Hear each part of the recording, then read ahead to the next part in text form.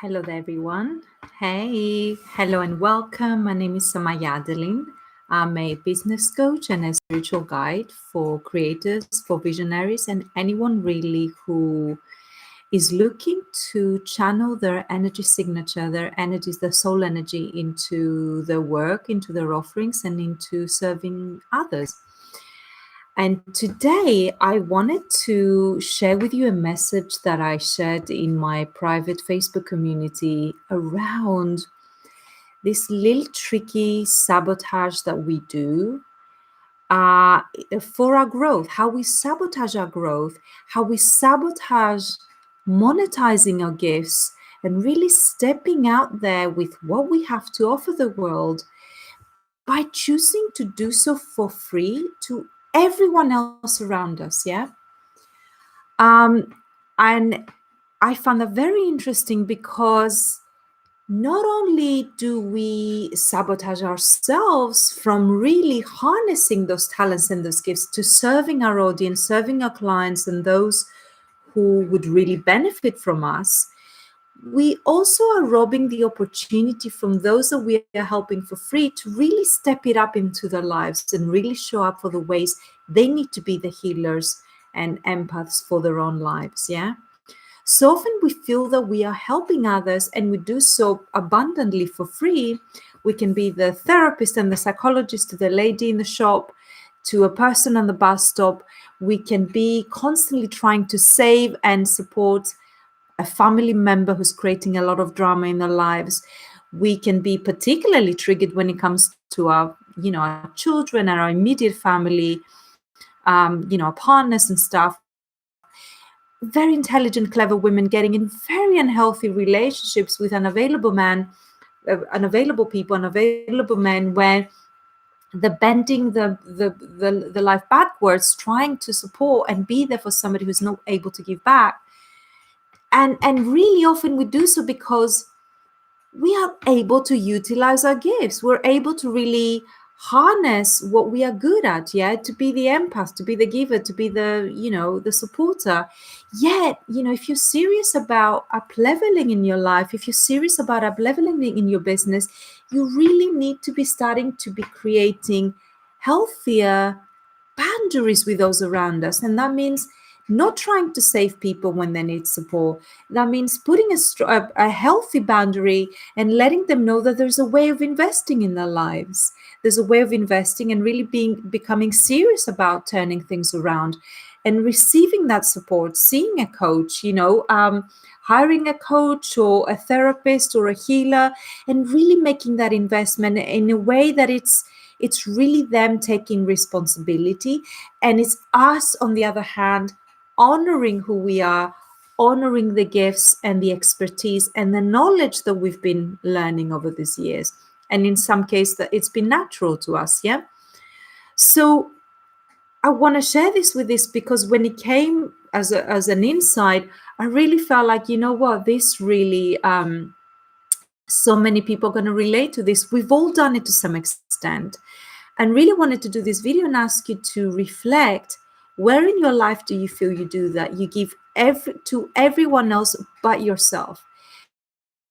And you really know that you're not really harnessing a healthy boundary when it comes to giving and sharing your expertise and knowledge, especially if you're a business owner, if you're a creator, if you're constantly creating this opportunity for other people to benefit from your knowledge and who you are, but you actually, robbing that opportunity from clients to really sign up for you because run and go. You're not really creating that healthy space for you to nurture those possibilities of support to other people. So this is a video to really kind of get you to think about this. Where in my life do I have that unhealthy boundary where I'm giving to everybody else, but I'm not actually growing in my own life in the way I want? I'm not really seeing the results that I want. I'm not really giving myself enough time to exercise, to do the hobbies that I want, or I don't really kind of have enough time to read, or I don't have enough time to grow my business and really serve my clients. Because really the message I'm putting out there is really that I'm here for people to come and get what they need and they can go. And I support that because I keep on giving them what they need. So this is a little tweak that we can all do. And we can think to look at where you're doing that yourself. What other response could you give to somebody who's expecting to receive from you? What kind of healthy boundary can you create there? And also want you to kind of take that a step further. What would happen if that person was annoyed with you? What would that create for you? Because it might be that in some cases we do so because we feel so interlinked with people. We don't want to, like, we are scared to what that will mean if the dynamic changes and shifts. And in a way, try and leave that out before it happens and see what that does. Would you be prepared to let a dynamic die out? If it was a codependent dynamic or a relationship that was not really nurturing back to you, or it was not really giving back enough, are you here to create toxic relationships, or are you here to create relationships of equal value? And an energy exchange, a monetary energy exchange for the service that you offer is definitely a relationship of value. You give a service and you receive back. And then the people who are expecting to get for free, you stop enabling them from doing their own inner work and showing up in their own way in their own lives. And in the same time, you create this habitual, you start to create a new habit and a new ritual, and energetically you rewire your system in a way that you're kind of like manifesting differently. You start to manifest paid clients. You start to manifest exchange, energy exchange. You start receiving more respect. You're actually telling the universe, I'm here for you, universe, to support me. I'm here for other people to support me for what I give out. And not just me to support others. Do you see what the shift is? And of course, there's another issue with this. Often what we love and what we are good at, it's second nature to us. And it can be very hard for some people to think that because it's something that's so easy. Because we associate being rewarded and having abundance in our lives sometimes with, maybe we have a belief system that it has to be hard, or it has to be something you don't like. Work has to be boring, has to be difficult, has to be annoying, has to be like something that just fills your time and you just fed up with. Yeah, for some people, believe it or not, that's the association that they have with work. So what's important there is to start to make those shifts where we work with those limiting beliefs, where actually, no, what if I could be paid for being, sharing what I know that comes very easily to me, very naturally. And we can feel, that's what people can start feeling like a fraud. I feel like a fraud because actually this is like second nature to me. This is super easy. Why would anybody want to pay me for this? But it's so easy. Well, it's easy for you, but it's not for other people. For some people, it's extremely hard to do what you do, to be the empath for somebody, to be a giver in that respect, to have the insight, to highlight where the blocks in their lives, to have the insight to help them and the tools to help them to build something, if that be a business or, create good health or some planning or whatever it is you support your clients with. And really, what if actually was that easy to get paid for doing something that you love, and that you not having to waste all that energy being there for everyone else for free but you? And then, of course, it creates that codependency. People keep on expecting that from you, and that becomes like the norm. Yeah. And of course, at the end, you go to bed kind of fulfilled on some level, because you feel, well, at least I did, I fulfilled my desire and my capacity to be there for people. I helped.